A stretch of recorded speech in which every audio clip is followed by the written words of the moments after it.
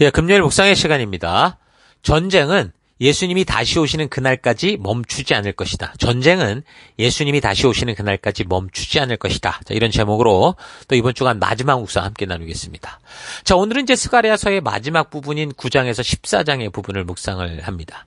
자, 9장에서 14장의 내용은 이제 장래에 일어날 일들에 대해서, 그러니까 하나님이 꿈꾸셨고 이미 말씀해 주신 약속들이 성취될 미래에 대해 얘기를 해주는데, 그 시대 백성들에게는 하나님이 마치 자기들을 잊어버린 것 같은 영적 고립감과 절망감에 휩싸여 있었다고 했잖아요. 절박한 그들이 느끼기에 정말 이때쯤, 바로 이때 하나님이 짠 하고 나타나셔서 슈퍼맨처럼 뭔가 자신들에게 다가온 이 큰 문제들을 해결해 주었으면 좋겠다는 마음이 있을 때마다 꼭 하나님이 늘 침묵하시는 것 같았던 거죠. 마치 하나님이 없는 것처럼 느낄 정도였다고 그랬어요. 유대 백성들은 나라가 망하면서 세상에 온갖 박해를 받고 견디고 포로 생활을 이겨갈 수 있었던 유일한 희망이 뭐였습니까? 하나님의 약속이었거든요. 뭐였어요? 다윗과 같은 왕, 메시아의 시대가 올 거다라는 거였단 말입니다. 근데 지금 바로 이 시기, 어떤 사람들은 뭐 성전이 재건되고 40년 정도 흐른 후라고 얘기도 하는데 어쨌든 확실치는 않고, 정말 다윗과 같은 그런 메시아가 가장 절실하게 나타나야 될 때다라고 생각할 때 저들이 정말 절실하게 기대하고 정말 필요하다고 생각한 그때마다 하나님은 메시아를 보내지 않았어요. 그러니까 성전을 재건하면 그 놀라운 영광이 이루어지겠지. 그리고 열심히 어쨌든 뭐 하나님의 도우심으로 그걸 이루었는데 여전히 그런 일이 없었죠. 그래서 하나님의 때와 역사에 대한 불신과 원망의 분위기가 팽배했었기 때문에 스가랴를 통해서 하나님이 변치 않는 당신의 마음을, 지금도 하나님이 그를 이루어 가시는 과정을 환상과 예언을 통해 말씀해 주고 있었던 겁니다. 그래서 이제 9장 1절부터 8절은 먼저 그 이스라엘을 괴롭히고 있는 주변 나라들, 정말 실질적인 그 어떤 위협의 핵심들이었거든요. 그 나라들을 심판할 것을 분명하게 말씀하십니다. 지금 너희가 볼 때 그것들이 큰 산 같아 보이지만 하나님께서 방치하는 것 같이 보이는 이런 나라들 모두 반드시 심판한다, 이렇게 선포하시죠. 그래서 실제로 보면 이렇게 선포하신 후에 역사 속에 언제 이들이 심판을 받게 되느냐, 바로 시리아 지역과 레바논 지역인 다메섹, 두로, 시돈, 유다 남서 지역의 블레셋 같은 경우 결국 그 하나님의 이 말씀대로 헬라 시대 알렉산더에 의해서 완전히 패망하게 되죠. 여러분, 두로가 어떻게 망했는지 알죠? 그들이 섬으로 도망쳤을 때 그냥 거기에다가 바다에 길을 만들어서 다 무너뜨렸던, 이게 바로 하나님이 말씀하신 이 말씀이 성취되는 과정이었던 겁니다.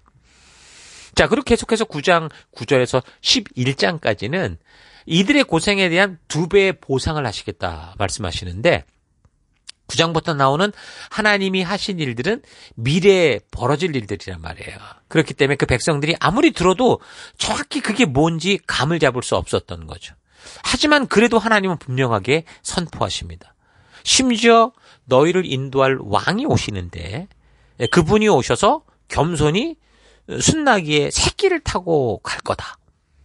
그 예수님의 그 입성을 다 말씀해, 그분이 오셔서 전쟁을 없애고 온 세계에 평화를 주시고 만국을 통치하게 될 거다. 그러니까 하나님의 나라가 이루어질 거다라는 것을 말씀하는데, 그러니까 우리가 역사의 뒤안길에서 보면 이게 누구였어요? 바로 예수님이셨단 말이에요. 그러니까 이 스가랴 선지자를 통해서 그 구체적인 얘기까지 하나님이 이걸 새 언약을 이루어가고 있는 이 분명한 시간표를 보여주셨던 거죠. 근데 그 당시 백성들은 이 의미가 정확히 무엇인지 몰랐겠죠. 근데 소망은 분명히 붙들었을 건데, 다만 그 내용이 분명히 하나님께서 그 백성들을 위해서 그 열방을 누르실 것이고 우리는 반드시 승리해, 메시아가 오셔, 이런 정도로만 아마 분명히 이해했을 거라고 봅니다. 근데 우리는 그 역사의 뒤안길에서 이 모든 이 약속의 성취를 보고 있는, 그걸 믿고 있는 거예요. 그래서 9장에서 14장에 나오는 이 선지자들을 통한 예언에 대해서 이것이 어떤 시대에 어떤 일을 뜻한다라는 설명은 없어요. 그 말은 뭡니까? 여기 나오는 부분들을 억지로 무리하게 해석해 나갈 필요는 없다는 거예요. 분명히 그런 일이 벌어질 거라는 것은 얘기는 하지만 언제다라는 얘기가 없을 때는 언제라는 것을 굳이 찾을 필요가 없고, 지금처럼 우리가 역사가 흐른 뒤 보니 이런 우리가 그러니까 2500년 이런 예언이 있은 이후에 우리가 보니까 어때요? 아, 이런 거였구나. 가늠할 수 있잖아요. 그러니까 그런 의도로 그냥 그대로 두면 된다라는 거죠. 그 시대 백성들은 그 약속을 붙들고 사는 거고 우리는 성취된 이 하나님의 말씀을 붙들고 사는 겁니다. 자, 그래서 각 장의 내용을 좀 간단하게 요약을 하면 9장의 1절에서 8절은 주로 하나님께서 이제 택한 백성들의 원수들을 심판할 거다. 이제 그 이야기를 하고 있고 9절에서 17절은 왕으로 오실 메시아에 대한 그 예언을 분명하게 말씀을 해 주고 있습니다.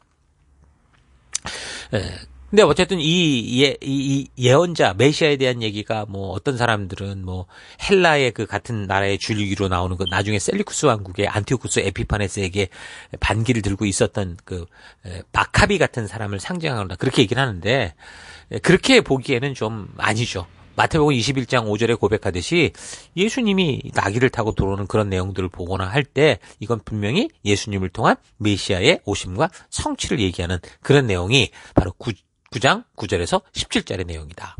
그 다음 10장에서는 9장에서 이스라엘의 회복에 대한 큰 그림을 얘기했다면 10장은 보다 세부적인 내용을 얘기해줘요. 그 회복의 과정을 말하는데 우상이나 거짓 목자들을 의지하지 않게 되고 하나님의 도우심을 의지하게 되고 그때 이제 하나님께서 대적들을 물리치신 후에 자기 백성, 그러니까 끝까지 믿음으로 살아가는 백성들을 다 모으시는데 저들이 이집트 압제에서 여호와 만군의 주의 이름을 힘입어 강해지고 담대했던 것처럼 믿는 백성들의 회복을 이룰 것이다 라고 말합니다. 이런 구원의 주체가 하나님이다라는 사실을 반복해서 강조해서 계속 말씀해 주죠. 자, 그리고 11장은 하나님을 거부하는 자들에 대한 심판을 얘기를 하는데 9장에서 10장에서는 긍정적인 회복에 대해 말씀하셨는데 10장에서는 갑자기 하나님의 뜻대로 가지 않는 이들을 향한 심판의 결과를 말했어요. 그러니까 하나님은 항상 구원의 손길을 내미셨단 말이에요. 많은 선자를 보내셨고 이제 메시아까지 분명히 보내실 건데 그런 하나님의 손길을 뿌리치고 완악한 마음으로 자기 생각대로 살아가는 사람들이 꼭 있었어요. 저들은 대부분 하나님이 백성들을 섬기라고 주신 그 권세를 가지고 있는 사람들이었는데 그 기회를 결국 자기 목구멍, 자기 배 채우는 데 사용한 존재들이었단 말이죠. 그래서 보내진 메시아를 은 30에 팔 거까지도 그래서 예를 들면서 하나님의 진심을 외면하고 하나님께서 내미시는 은총과 그 백성과 함께하고자 하는 연합의 손길을 걷어차버리는 그런 존재라고 표현을 합니다. 그렇게 완악하고 우매하게 자기의 욕심대로 가는 존재들에 대한 멸망을 경고하는 게 11장이죠. 그래서 9장에서 11장이 메시아의 오심과 관련된 것으로 볼 때 이런 심판은 뭐예요? 예수님께서 오신 시점을 기준으로 역사적으로 AD 70년 결국은 그 민족들이 이유대 민족이 로마에 의해 짓밟히고 깨지는 그런 내용이라고 볼 수 있습니다. 자, 그럼 12장은 이스라엘을 두고 하신 경고의 말씀, 정확히 이스라엘을 건드리는 자들에 대한 경고예요. 예루살렘, 그러니까 하나님의 백성을 건드린 많은 나라들이 있겠지만 저들은 다 파괴되고 무너질 거라는 거. 이미 대장장이 얘기를 했던 것처럼. 공격받은 예루살렘은 오히려 다치지 않고 그대로 존재할 거다. 그러니까 하나님의 나라, 이 교회는 영원하잖아요. 왜 그렇습니까? 하나님께서 보호자가 되시고 주인 되시기 때문이죠.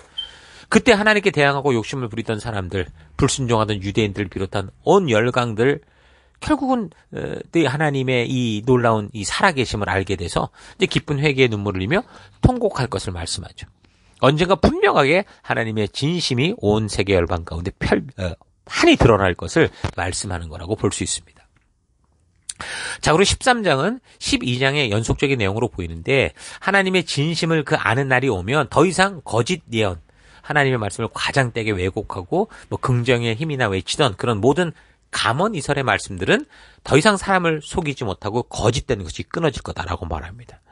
그러나 하나님 말씀대로 사는 길은 결코 쉬운 길이 아니기 때문에 계속해서 그래도 믿는다고 떠드는 이들 모두를 어떻게 하냐면 하나님이 알곡과 가라지를 구분해내듯이 말씀대로 고든 길을 가는 순종의 삶을 통해 연단하실 건데 그렇게 진정으로 하나님의 진심을 알고 그 뜻대로 살아가는 이들을 비로소 이제 그래서 당신의 자녀다라고 하시고 그들도 비로소 하나님을 우리 하나님, 나의 주님 이렇게 부르게 될 수 있을 거다라고 말씀하십니다. 그러니까 성전 재건을 비롯해서 계속되는 연단의 날을 살고 있는 그 백성들이 이런 예언자를 통해 하나님의 말씀을 듣게 될 때 결국 오늘 나의 삶이 어떠해야 되는가라는 걸 알지 않았을까요? 그러니까 오늘 우리 시대에도 그래요. 하나님께서는 계속해서 하나님의 말씀대로 살아가는 그런 삶, 진정한 순종의 삶의 길을 걷는 이들을 나의 자녀라고 부르시는 거예요. 이것을 무조건 하나님이 택한 사람에게 적용된다. 이런 그릇된 자기 안심용 신학으로 적용해서는 안 되고요. 하나님은 지금 그를 사랑한다면 그의 뜻대로 살아가는 사람을 찾으시고 그런 말씀의 가치대로 순종하며 살아가는 성도들을 나의 자녀다라고 말씀하시면서 하나님께서 이루시고자 했던 것들을 이루어가는 그런 하나님의 통로로 사용하신다라는 걸 확신시켜 주는 거죠. 그래서 마지막 14장은 언젠가 반드시 임할 주님의 날에 대해서 말씀합니다. 지금 이 시대 백성들은 지금 하루하루가 마치 하나님이 없거나 자신들을 기억하지 못하는 것으로 그렇게 생각하고 있었는데 하나님은 저들만이 아니라 온 세계 전체 이 모든 시대를 세밀히 보고 계시고 그래서 반드시 그것을 마무리하는 날이 올 거다라고 말씀하죠. 그러나 지금 너희가 여러 민족들에게 당하는 것처럼 너희만이 아니라 이 세상의 마지막이 오기 전까지 계속 이런 일들이 있을 건데 온 세계가, 온 열방이 너희를 가만히 두지 않고 계속 짓밟고 공격하는 일들이 있을 거야. 너희라는 게 꼭 그 당시 그 백성들만이 아니라 바로 하나님의 자녀들, 믿음의 성도들을 말하는 거죠. 그래서 그런 연단을 겪을 때마다 진정한 믿음으로 살지 않던 사람들은 결국은 가라지로 다 날아가게 되고 끝까지 목숨 걸고 믿는 그런 알곡들만이 남게 된다는 얘기를 말씀하십니다. 그때 하나님께서 그런 알곡과 같은 하나님의 자녀를 대적하는 모든 나라를 심판할 거고 이제 알곡을 이 불이 섞인 유리바다 건너편으로 옮겨 놓으셨으니 모든 것들을 다 심판하시고 그들에게 그 영원한 이제 그 옮기신 자들에게 알곡들에게 영원한 생명을 주시겠다 약속하는 겁니다. 이 땅을 살아가는 동안 하나님의 자녀로 살아가면서 하나님의 말씀대로 살고자 할 때 결코 그냥 편히 누워 식은죽 먹기로 천국 가는 일이 없다라는 거 여러분 꼭 기억하시기 바라요. 사탄이 오는 사자와 같이 주의 자녀들을 삼키려고 어떻게 해서든 난동 부리는 이 세상에서는 성도에게 결코 평안한 것은 없다고 봐야 돼요. 성도는 영적 전쟁 중에 있는 거고 그 전쟁은 우리 예수님이 이 땅에 다시 오시는 그날까지 결코 멈추지 않을 겁니다. 그래서 교회를 다니면서 이 교회로 오는 이유가 뭐 편리와 뭐 안정과 축복을 구하는 그런 식으로 오면 아주 뭐가 이상하다라는 걸 느낄 거예요. 그러니까 주님 앞에 가기까지 우리는 담대하고 용맹한 군사로서 살아가는 그런 담력을 구하는 게 오히려 더 온전한 기도가 되고 온전한 믿음이 되는 거죠. 자, 스가랴 선지자를 통해 이런 예언의 말씀들을 듣는 이들이 그 구체적인 상황을 다 하나하나 다 완벽하게 이해할 수는 없었겠지만 분명한 것은 하나님께서 살아계시고 그 백성들을 반드시 책임져 주시는데 그 하나님과의 약속을 따라 걷는 자들과 함께 하실 수 있는 그 하나님이 분명히 우리와 동행하신다라는 것을 볼 수 있었을 겁니다. 자, 그러니까 스가랴서를 통해 무엇보다 그 시대 백성들이 현실을 어떻게 느끼고 있든지 하나님의 언약과 약속은 늘 변함이 없고 결국 이 약속 붙든 남은 자들, 그 하나님의 언약과 약속 끝까지 믿고 살아가는 성도들을 통해 이루신다라는 그 사실을 확인할 수 있었던 겁니다. 포로 귀환 후에 성전을 재건하는 과정 가운데 부딪힌 어려움들이 있어도 하나님의 뜻을 성취하던 고레스가 그렇게 죽어도 그리고 그 아들이 성전 이 어떤 건축을 막는다고 해도 하나님의 때는 이미 시작된 거고 하나님의 시간은 흘러가기 시작했기에 하나님은 당신이 말씀하신 대로 그 역사를 그대로 이루시죠. 캄비세스가 죽고 그리고 전혀 고레스의 혈통도 아닌 다리우스라는 사람이 올라와서 그 일을 이루게 하시잖아요. 그러니까 늘 하나님은 변함없으시기 때문에 문제는 우리예요. 우리의 흔들리는 믿음. 하나님은 우리를 한 번도 떠난 적도 없고 우리와 약속한 것들을 외면한 적이 없어요. 성실히 지켜오셨던 거죠. 근데 우리가 그 하나님을 의심하고 우리가 그 하나님을 배신하니까 자꾸 욕심 속에 빠져들고 꼬인 역사를 만들어낼 뿐이라는 겁니다. 그래서 하나님 말씀하시는 거예요. 처음부터 돌아와라 이걸 말씀하셨잖아요. 하나님께서 여러분을 향한 계획은 한 번도 변한 적이 없다라는 거 잊지 마십시오. 지금 여러분의 삶의 환경과 상황이 어떤지 모르지만 여러분을 향한 하나님의 계획은 한 번도 변한 적이 없어요.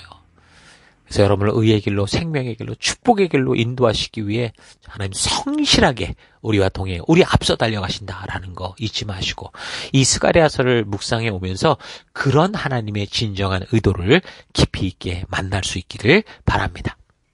자, 오늘 하루 내가 하나님의 백성으로 이 땅에서 살아갈 때 참으로 영적인 전쟁 속에 담대한 주의 군사로 서고자 했는지, 아니면 전쟁이 없는 그냥 안전지대에서 좋고 편안한 삶을 추구하며 영적인 전쟁의 실제를 잊은 채 살아가고자 했는지 잘 되돌아보기 바랍니다.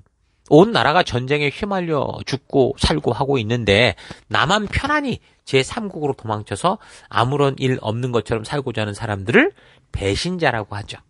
자, 그렇게 해서 자기가 어쩌면 자기 생명을 보존하고 살아있을지는 모르지만, 그러나 생각해 보세요. 결국 그렇게 나라를 잃은 백성들은요, 결코 어디에서도 제대로 된 삶을 살 수 없어요. 심지어 우리가 여기 지금 이민 생활 30년인데 초창기에 왔을 때 한국이라는 나라의 그 위상이 그렇게 높지 않았어요. 그러니까 여기서 일본 같은 그런 나라를 대우하는 것과는 완전히 다른, 무슨 이 핫바리로 취급을 하더라는 거죠. 나라가 망하지 않고 국력이 없어도 이 모양인데 자기 살겠다고 배신자처럼 살고 있는데 결국 그래서 나라가 망했다. 그럼 뭐가 되겠습니까? 그런 것처럼 여러분, 하나님 나라 백성들이 지금 모두 영적 전쟁에 참가해 있는데 나만 편안히 누워서 상 받기를 바란다라는 거, 이건 참으로 우리의 신앙 기초 자체가 잘못된 거예요. 그러니까 영적인 공동체인 교회 안에서 하나님의 뜻을 함께 이루기 위해 하나 되지 못하고 자꾸 자기의 어떤 것들만 추구하고 늘 바쁘고 힘든 그런 것들만은 얘기하고 살아간다. 그러니까 결국 자신의 이 종교적 만족만을 위해 살고 있다면 그건 참으로 교회 안에서 지옥으로 가는 그런 슬픈 인생이 되는 거죠. 그 시대 이스라엘 백성들은 나라도 없고 백성들도 작았고 모든 상황이 편안과 안전을 구할 수 없는 그런 시대를 살았죠. 5만 명의 사람들이 무슨 강대한 나라를 이루어서 주변국들을 다 점령하고 조공을 받으며 살 수 있겠습니까? 그러니까 하나님께서는 이 백성들로 하여금 이 예루살렘 성전을 재건하게 하는 하나의 목적으로 모아서 무엇보다 뭘 하는 거예요? 하나님과의 바른 관계, 하나님 나라의 실제를 보게 하시는 거죠. 그래서 그 백성들이 서서히 그 하나님의 나라를 확장해 갈 수 있도록 준비해 가시는 거예요. 그 준비로 말미암아 2500년이 된 지금까지 이 교회가 존재하는 거라고요. 아마 그때 5만 명이 아니라 500만 명이 왔으면, 그래서 돌아오자마자 막 주변국들을 다 그냥 휘어잡고 위협하고 했다면 과연 이 백성들이 겸손하고 낮은 마음으로 그 하나님 앞에 엎드려 도움을 구하고 그런 성도로다운 삶을 살았겠습니까? 아니죠. 교만에 빠져서 금세 망했을 거예요. 그러니까 하나님은 당신이 창조하신 시간이지만 그 시간 속에서 살아가는 인간의 존재를 아시기 때문에 하나님 그 시간 속에서 같이 일하시는 분이에요. 순식간에 아담과 하와를 창조하듯이 뭐 마술처럼 사람들을 불어나게 하는 게 아니고요. 사람들이 창조의 원리를 따라 남녀가 결혼해서 부지런히 하나님 뜻대로 살아가게 함으로 그 나라를 말씀의 기초 삼은 건강한 하나님 나라 백성 되게 하시는 겁니다. 비록 사람이 작아도 저들을 괴롭히는 이들에 대해서는, 그래서 한 사람이 10명을 이길 수 있다고 말하고 5명이 100명을 이기고 100명이 10,000명을 이길 수 있게 하셨다라고 말씀하시거든요. 숫자의 싸움이 아니에요, 결국. 그러나 저들이 성장하고 자라감에 있어서는요, 하나님이 시작하신 창조의 질서를 따라 어떻게 돼요? 그들 스스로가 순종함으로 번성하고 자라가게 하시는 거죠. 하나님의 약속은 변함이 없고 하나님은 끝까지 당신의 진심을 믿는 사람들로 더불어 당신의 꿈과 계획을 이루어 가십니다. 세상은 끝까지 하나님 뜻을 따라 사는 것을 방해할 겁니다. 그러나 어떤 시험과 환난이 다가온다고 해도 우리가 하나님의 진심을 알기에 그의 뜻대로 살아가는 그 걸음을 멈추지 않는 그런 믿음을 살아낼 수 있는 우리가 된다면 하나님의 나라는 이 땅 가운데 확장되어지고 건강하게 돼갈 수 있다는 걸 잊지 마시고 그 길을 걷는 여러분 되기를 주의 이름으로 축원합니다. 자, 오늘 하루도 힘내십시오. 잠시 기도하겠습니다. 하나님, 하나님께서 약속하신 것을 오해하고 순전히 내가 원하고 생각하는 대로 되기를 기대하는 마음에 그렇지 않은 정직한 현실을 보며 오히려 하나님을 원망하고 불평하며 살았던 거 회개합니다. 하나님의 꿈과 계획은 언제나 변함없다라는 거 잊지 않고 내가 사는 이 삶의 현장에서 진정한 하나님 백성다운 말씀의 가치를 따라 살아내는 그런 삶 살아가기 원합니다. 이 땅을 살아가는 동안 우리는 영적인 전쟁 속을 살아가는 것 잊지 않고 천국에 이르기도 전에 김칫국부터 마시면서 천국 흉내내는 삶을 살고자 하는 어리석음에서 벗어나 주의 나라에 이르기까지 믿음으로 적군 속을 달리며 믿음으로 문제와 환난의 성벽을 뛰어넘어 살고자 하는 하늘의 군대가 되는 우리가 되기를 원합니다. 전쟁은, 그 영적인 전쟁은 예수님이 다시 오는 그날까지 멈추지 않기에 우리가 하나님의 군사답게 살아가야 되는 이 사명 잊지 않고 그 길을 걷는 내가 될 것을 결단하고 감사드리며 예수님 이름으로 기도했습니다. 아멘.